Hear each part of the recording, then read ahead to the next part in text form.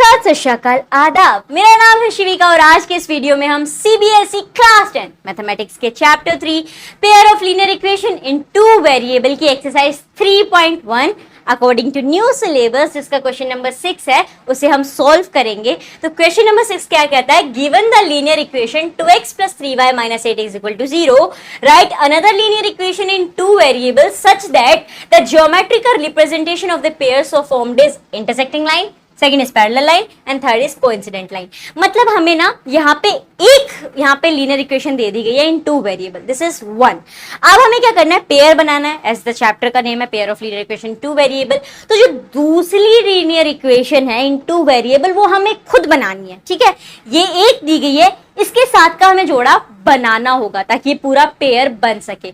लेकिन वो हमें किस तरह से बनानी है? एक तो ऐसी बनानी है कि भैया इंटरसेक्टिंग लाइंस बने, यानी जो हम इक्वेशन बनाएं तो इंटरसेक्ट करें। जब इन इक्वेशंस को ग्राफ पे प्लॉट करें तो उनकी लाइंस इंटरसेक्ट करनी चाहिए। इसका मतलब है that a1 by a2 should not be equal to b1 by b2।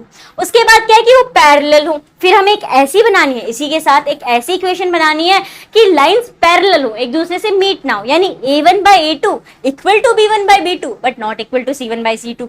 उसके बाद तीसरी कहा गया that third is coincident line. फिर एक ऐसी इक्वेशन लिखो जिसके अंदर a1 by a2 इक्वल हो b1 by b2 के और वो इक्वल हो c1 by c2 के। तो हमें तीन यहाँ पे इसके साथ की इक्वेशंस देनी होंगी। तो सबसे पहले शुरू करेंगे हम इंटरसेक्टिंग लाइन से। इंटरसेक्टिंग लाइंस का हमें पता है दैट a1 by a2, जैसा मैंने हमें कहा था that should not be equal to b1 by b2।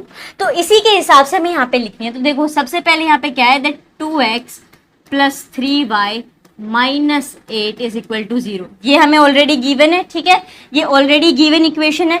अब इसके साथ की ऐसी बनाएं कि भैया a1 by a2 जो है वो इक्वल ना हो b1 by b2 के। तो अगर आप खुद से बना रहे हो ना तो हो सकता है आपका आंसर डिफर करे, बट आप चेक कर लो कि वो इक्वल हो a1 by a2 और b1 by b2 वो एक दूसरे के इक्वल ना हो, यानी ये जो है कंडीशन फुलफिल हो जाएगी a1 by a2 b1 by b2 ना हो। और अगर अभी तक आपने आंसर्स नहीं लिखे हैं तो हम यहाँ पे कर रहे हैं, आप उससे लिख सकते हो। तो यहाँ पे 2x है, सो मैं भी यहाँ पे दूसरी इक्वेशन में भी 2x ले लेती हूँ, ठीक है। 2x मैंने यहाँ पे ले लिया। उसके बाद यहाँ पे प्लस है। अब अगर मैं दोनों को सेम कर दूंगी, मैंने ये देखना है ना कि ये b1 by b2 के इक्वल ना हो, तो लेट्स से कि मैंने प्लस की जगह यहाँ पे माइनस लगा दिया, ठीक है। सो हमने लिख दिया 2x माइनस। अब मैं इसे कर देती हूँ 7y। एक और चीज याद रखनी है, equation in two variable, linear equation in two variable हम बना रहे हैं तो दोनों के वेरिएबल सेम रखने हैं। कहीं आपके मन में आए अपनी मर्जी से इक्वेशन बनाने को कह दिया तो यहाँ m लगा दिया, यहाँ n लगा दिया, इसमें x और y दिए गए हैं तो दूसरी इक्वेशन में भी हमें x और y ही एज ए वेरिएबल लेने हैं। तो यहाँ पे मैंने लिख दिया 2x माइनस 7y और प्लस 9 इक्वल टू 0। ये मेरे फर्स्ट का मैंने लिख दिया इंटरसेक्टिंग लाइंस का। चेक करके देखो a1 by a2 is 2 by 2।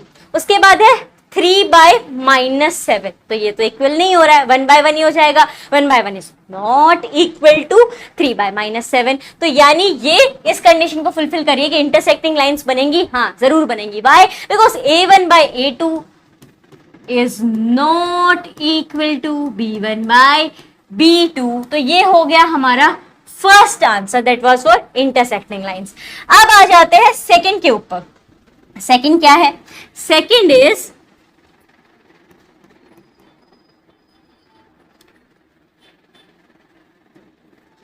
Second पे हमें दिया गया है कि पैरेलल लाइंस बनानी है। कैसी बनानी है? पैरेलल, यानी a1 by a2 इक्वल होना चाहिए b1 by b2 के, बट c1 by c2 के वो इक्वल नहीं होना चाहिए। तो पहले तो इसे ही लिख लेते हैं। क्या है? 2x plus 3y minus 8 is equal to 0।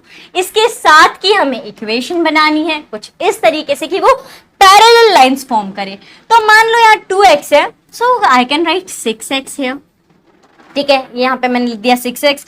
उसके बाद मैं लिख सकती हूँ प्लस 6x प्लस 9y, ठीक है, क्योंकि हमें a1 by a2 को इक्वल करना है ना। सो यहाँ पे आप देख सकते हो 2 1 2 2 3 6 हो जाएगा, 3 1 3 3 3 9 हो जाएगा, 1 by 3 1 by 3। सो ये तो इक्वल हो गया। लेकिन अब ऐसा चाहिए जो c1 by c2 के इक्वल ना हो। सो आई कैन राइट प्लस 9 है, प्लस 9 लिख सकते हैं। तो माइनस 8 by 9 तो इक्वल नहीं होगा, and this is the second equation. ये बन गई। ये देखो कुछ इसी तरीके से कि a1 by a2 जो है वो इक्वल है b1 by B2 के, but it is not equal to C1 by C2। तो ये आंसर हो जाएगा आपका पैरेलल लाइंस के लिए कि 6x प्लस 9y प्लस 9 जो है ये इक्वेशन हमने फॉर्म कर दी इसी के साथ जो हमें क्वेश्चन में दी गई थी। तो जब हम इन्हें बनाएंगे, इनके सॉल्यूशन निकालने चलेंगे ना, तो ये कैसी आएंगी लाइंस?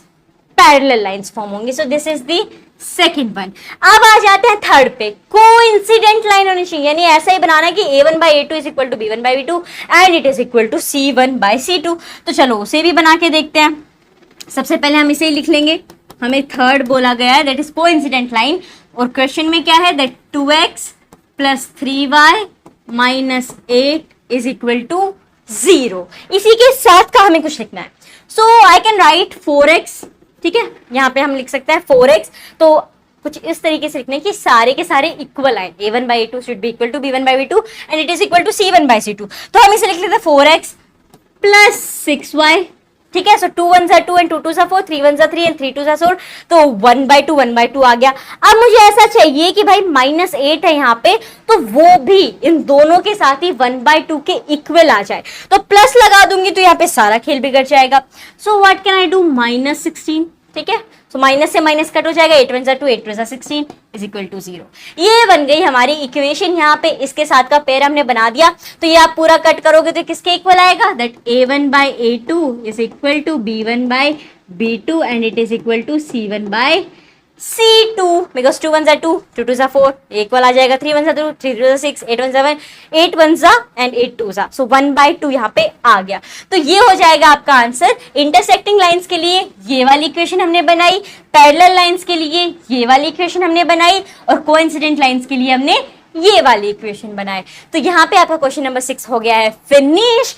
और हाँ, आप चैनल को सब्सक्राइब कर सकते हो अगर आपको लगता है कि हाँ इस चैनल को सब्सक्राइब करने में सही रहेगा, मैथ्स के सारे सॉल्यूशन मिल जाते हैं, क्लास 10 से रिलेटेड जितनी भी चीजें हैं वो हमें मिल जाती है। तो भैया कर दो सब्सक्राइब, किस चीज का इंतजार है। और अच्छा लग गया वीडियो तो वीडियो को भी लाइक कर दो। मिलते हैं एक नई वीडियो के साथ, धन्यवाद।